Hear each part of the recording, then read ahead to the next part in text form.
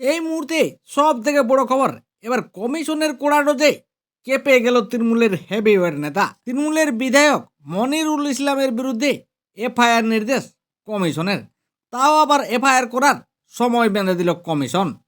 কি হয়েছে আসুন বিস্তারিত জানা যাক। ফারাক্কায় বিডিও অফিসে এসআইয়ের পর্ব শুনানির সময় তৃণমূল বিধায়ক মনিরুল ইসলামের নেতৃত্বে একদল দুষ্কৃতী অফিসে কার্যত তাণ্ডব চালায়। চেয়ার টেবিল ভাঙচুর এবং আক্রান্ত হন মাইক্রো অবজারভার। মনেই কিন্তু অভিযোগ নির্বাচন কমিশনের।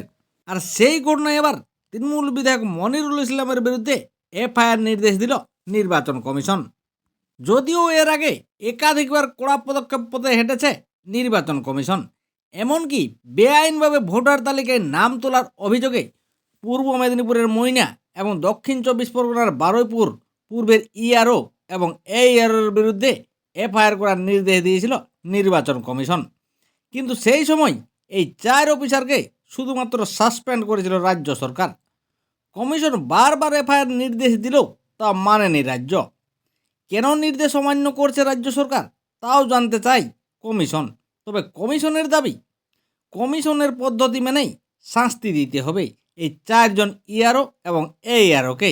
আর সেখানেই এবার শাসক দলের বিধায়কের বিরুদ্ধে এফআইআর, আর তা নিয়ে এবার রাজনৈতিক মহল সরগরম হয়েছে।